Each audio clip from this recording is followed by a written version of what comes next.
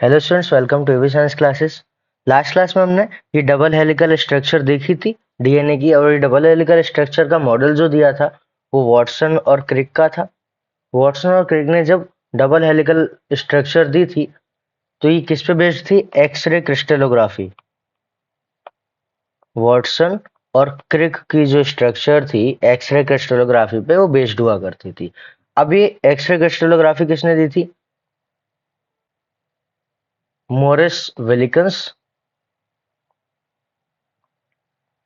Morris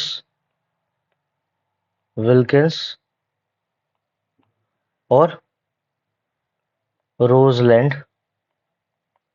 Rosalind Franklin.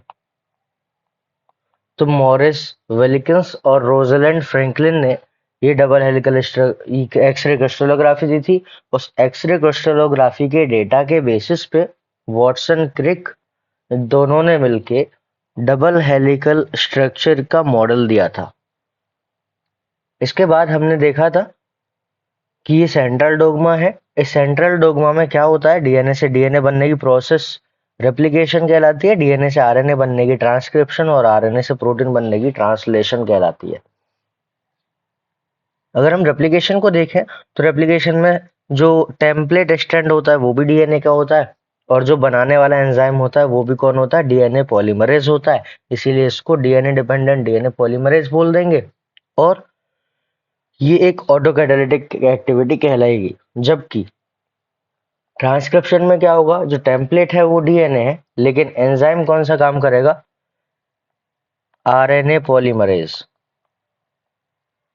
यहाँ पे RNA polymerase काम करेगा क्योंकि आरएनए पॉलीमरेज डीएनए पे डिपेंड है, तो हम कहेंगे डीएनए डिपेंडेंट आरएनए पॉलीमरेज, और ये कहलाएगी हेटेरोकैटालिटिक एक्टिविटी। नेक्स्ट हमने क्या बात की थी? हमने चारगाफ रूल देखा था। इसके बाद यहाँ पे कुछ लिखा हुआ है, इन सम वायरसेस वायरसेस के केस में रिवर्स डायरेक्शन में ट्रांसक्रिप्शन वाली कंडीशन होती है। कैसे? जैसे आरएनए वायरस होते हैं बहुत सारे, जैसे कि कोविड था, अभी अभी गया है, तो वो भी एक आरएनए वायरस है। HIV, human immuno deficiency virus, ये भी एक आरएनए वायरस है। अभी करते क्या है? पहले अपना आरएनए एंटर करेंगे, फिर उससे डीएनए बनाते हैं, उस डीएनए की कॉपी बनवाते हैं, और फिर उससे वापस आरएनए बनवाते हैं। तो पहले जब आरएनए से डीएनए बनवाएंगे तो इस प्रोसेस को हम बोलते हैं रिवर्स ऑफ ट्रांसक्रिप्शन, मतलब कि रिवर्स ट्रांसक्रिप्शन। जब ये रिवर्स ट्रांसक्रिप्शन हो गया तो इसको ढूंढा था टेमिन ने, इसीलिए इसका नाम क्या रख दिया? टेमिनिज्म भी बोलते हैं। और अगर ये सेंट्रल डोग्मा हम पढ़ेंगे जिसमें रिवर्स ट्रांसक्रिप्शन हो, उसका नाम भी क्या हो जाएगा? Reverse central dogma. तो इस तरह से इसका नाम भी रिवर्स सेंट्रल डोग्मा हो जाएगा। अब आता है packaging of DNA. Packaging of DNA helix. अब क्या जरूरत है डीएनए को पैक करने की? अगर हम डीएनए की लेंथ निकालें तो लेंथ अप्रोक्सीमेट 2.2 मीटर आती है। मतलब लेंथ जो आएगी अप्रोक्सीमेट 2 मीटर, मतलब एग्जैक्ट वैल्यू अगर देखें इसकी तो 2.2 मीटर इसकी लेंथ आती है। किस तरह से आती है? कि अपने पास डिप्लॉयड सेल में 6.6 इंटू 10⁹ बेस पेयर होते हैं। 6.6 इंटू 10⁹ बेस पेयर होता है डिप्लॉयड सेल में। अगर एक्सियल राइज जब हमने पढ़ा था, जिसको हमने 3.4 एंगस्ट्रम जब बोल रहे थे उसको, जिसको 0.34 नैनोमीटर बोला था, तो वही है, बस डिजिट चेंज की थी। तो 3.4 एंगस्ट्रम जब बोल रहे थे इसको, जिसको हमने एक्सियल राइज बोला था, मतलब दो बेस पेयर के बीच का जो गैप था, वो यहाँ पे दिया हुआ है 0.034 into 10⁹ base pair power 9 metre पर बेस पेयर। तो बेस पेयर के बीच में, दो बेस पेयर के बीच में जो डिस्टेंस है, मतलब एक बेस पेयर ये, दूसरा बेस पेयर ये डीएनए था, तो इस तरह से होता है। तो ये एक बेस पेयर हो गया, ये दूसरा बेस पेयर हो गया, इन दोनों के बीच में जो डिस्टेंस है ये एक्सियल राइज कहलाती है, जैसा कि कल हमने देखा था नेक्स्ट पिछले लेक्चर में, जो कि कितना है 0.34 इंटू 10⁹ माइनस के 9 बेस पेयर, माइनस के 9 मीटर है। अभी जो -9 मीटर आ गया 10⁻, यहां से अब क्या करेंगे कि इसमें जो नंबर ऑफ बेस पेयर है उससे एक्सियल राइज से मल्टीप्लाई कर देंगे। जब एक्सियल राइज से मल्टीप्लाई कर देंगे तो 2.2 मीटर लेंथ ऑफ डीएनए आ जाती है। अब ये जो डीएनए है ये बहुत बड़ी लेंथ है इसकी।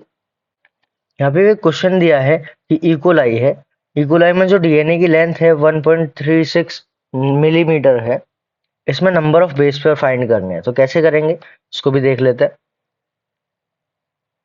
कि 1.36 इसमें मिलीमीटर में दिया है, तो इसको अगर मीटर में कन्वर्ट करेंगे तो 1.36 इंटू 10⁻³ मीटर। अब डीएनए लेंथ कितनी हो गई 1.36 into 10⁻³ metre is equal to number of base pair को x मान लेते हैं into axial rise 3.4 into 10⁻9 metre. अब हम क्या करेंगे, x को हमें निकालना है तो 1.36 इंटू 10⁻³ अपॉन 0.34 इंटू 10⁻9, तो क्या आ जाएगी वैल्यू 4 इंटू 10⁻6 बेस पेयर। ये इसका आंसर हो जाएगा।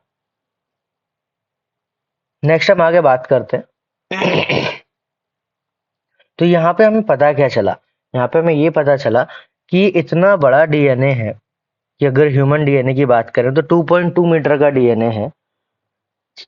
इसको उस सेल के न्यूक्लियस में रखना है जो कि खुद सेल नेक्ड आई से नहीं देखी जा सकती है, उस सेल के भी न्यूक्लियस में एकोमोडेट कराना है, तो इसको कॉइल करना होगा। Length of DNA that is far greater than the dimension of the typical nucleus, approximately 10⁻⁻6 metre. 10⁻⁻6 metre का न्यूक्लियस होता है, उसके अंदर 2.2 मीटर का डीएनए एकोमोडेट कराना है, तो कैसे कराएंगे, उसको कॉइल करा के कराएंगे। अब उसकी कॉइलिंग के लिए क्या क्या तरीके होते हैं। प्रोकैरियोट्स की बात करें तो सच इकोलाई, तो they do not have defined nucleus, उनके पास डिफाइंड न्यूक्लियस नहीं होता, लेकिन उसको भी सेल के अंदर तो रखना ही है, उसको भी जो कॉइलिंग है वो करानी पड़ेगी। The DNA is not scattered throughout the cell, पूरी सेल में डीएनए नहीं होता, वो बस जैसे अगर ये इकोलाई है तो इस इकोलाई में सेंट्रली लोकेटेड डीएनए होता है, पूरी सेल में फैला हुआ नहीं होता। अब इसको भी सेंटर में इसको रखना है, जिसको ये न्यूक्लियोइड बोला जाता है, जिसको एक टर्म दी जाती है न्यूक्लियोइड। अब न्यूक्लियोइड कैसे बनेगा, large loop held by protein. अब बहुत बड़ा सा एक लूप जैसी स्ट्रक्चर बनाता है जो कि एक प्रोटीन के द्वारा बंधी हुई होती है। आगे हम बात करेंगे यूकैरियोट्स में कैसे पैकेजिंग होती है।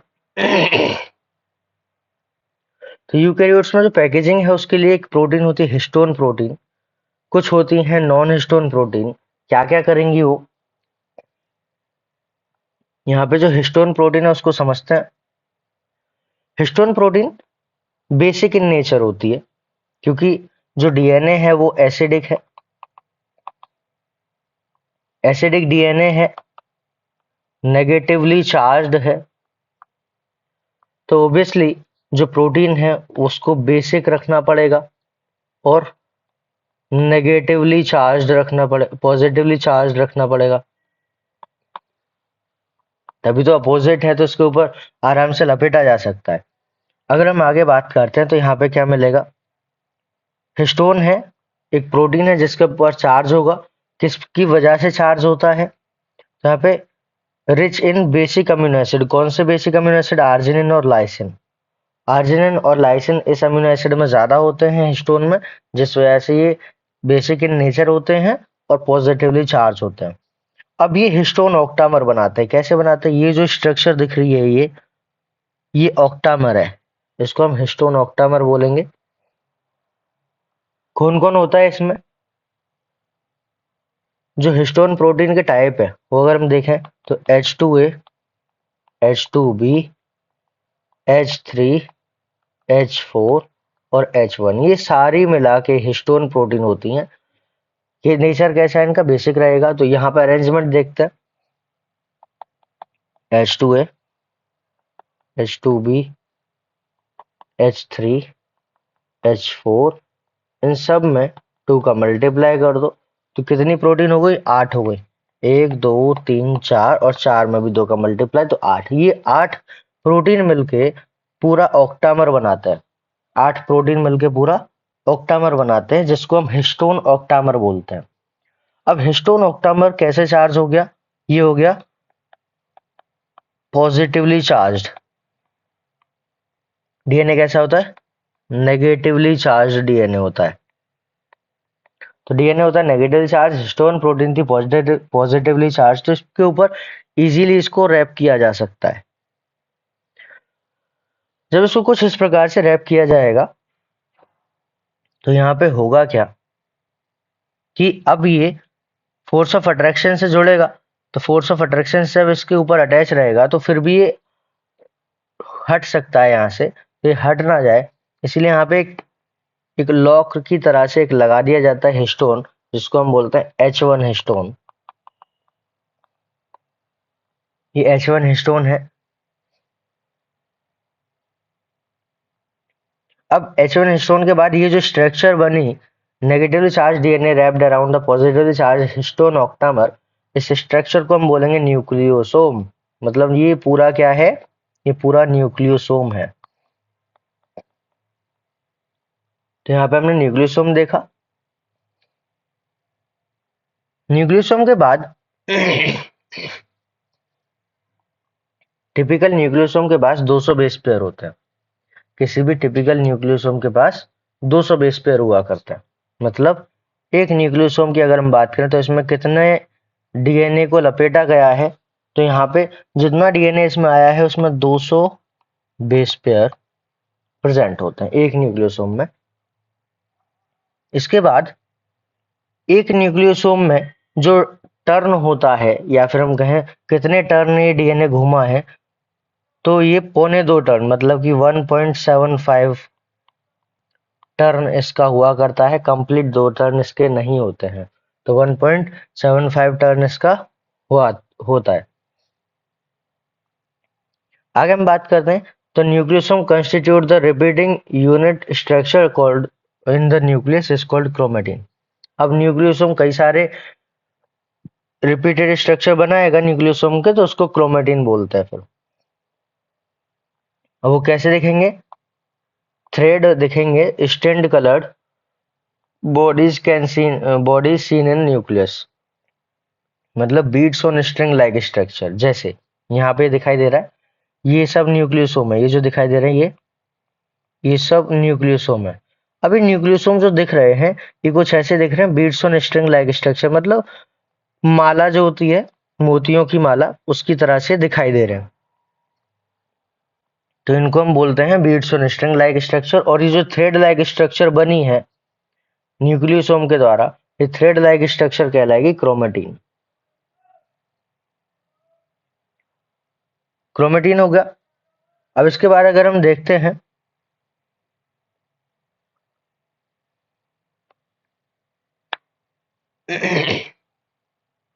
डीएनए, डीएनए से बनेगा न्यूक्लियोसोम।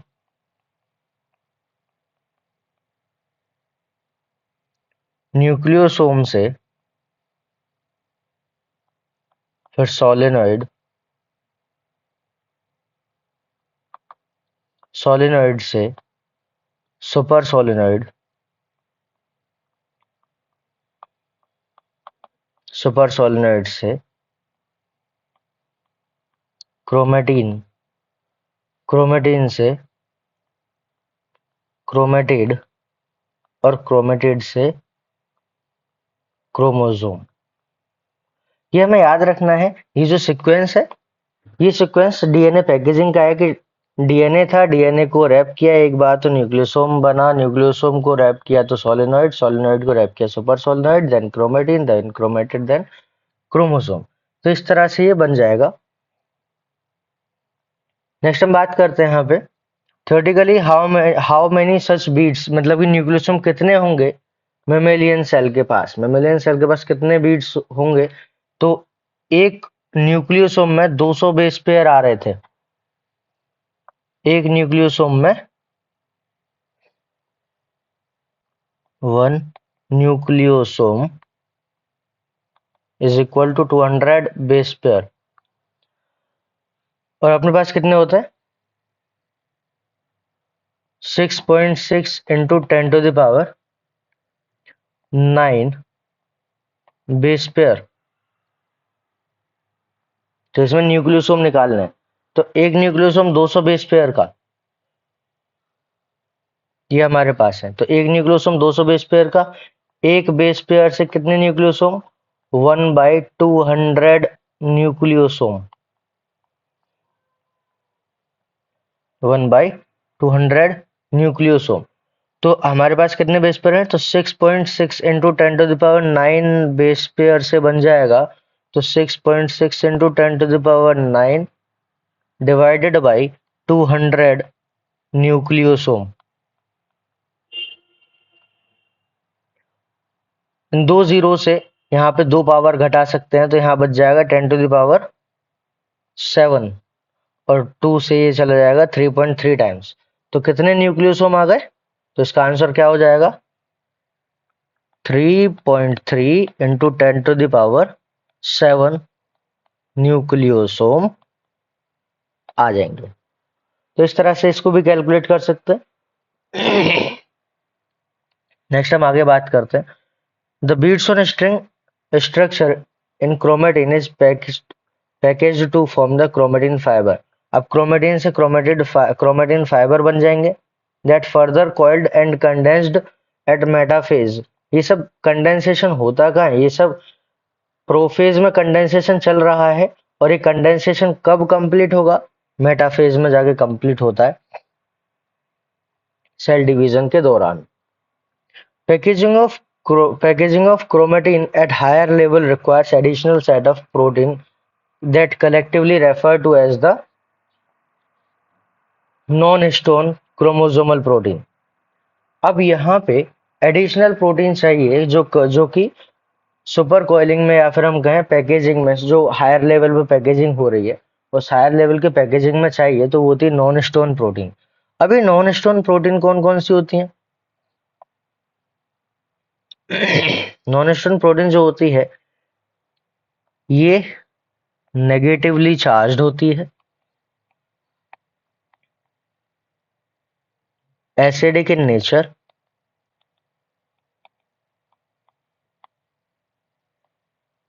साथ में कौन कौन सी है A1 A2 B C D। तो ये जो है नॉन स्टोन प्रोटीन है।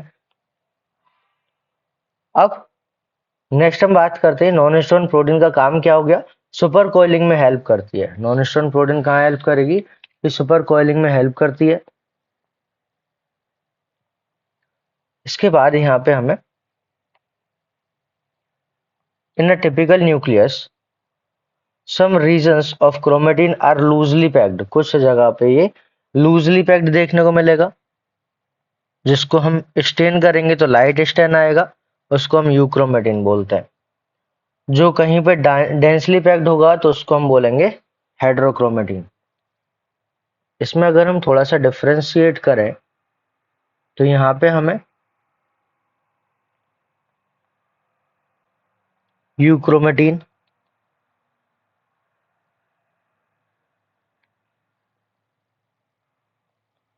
और यहाँ पे हमें हेट्रोक्रोमेटिन।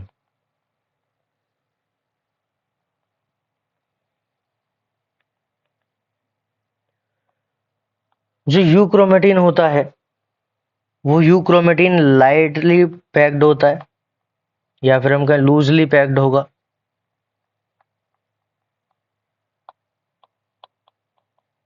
जब लूजली पैक्ड होगा तो इसके अंदर स्टेन करेंगे तो वो स्टेन कैसा आएगा, लाइट आएगा, लाइटली स्टेन्ड। और इसके ट्रांसक्रिप्शन की बात करें तो ट्रांसक्रिप्शनली एक्टिव होता है, क्योंकि लूज होगा तो फाइबर आसानी से बाहर जा सकता है। जैसे कि ये यूक्रोमेटिन है, तो इसमें से इस फाइबर को इजीली बाहर निकाल के इसका ट्रांसक्रिप्शन भी किया जा सकता है।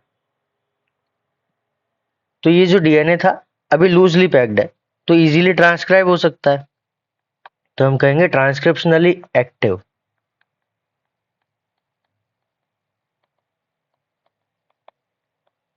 ट्रांसक्रिप्शनली एक्टिव है।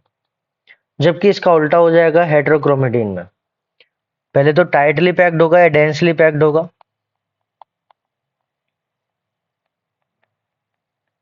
डेंसली पैक्ड होगा तो स्टेन इसमें ज्यादा दिखेगा, डार्क कलर दिखेगा, तो हम कहेंगे डार्कली स्टेन्ड। और ट्रांसक्रिप्शनली इनएक्टिव हो जाएगा।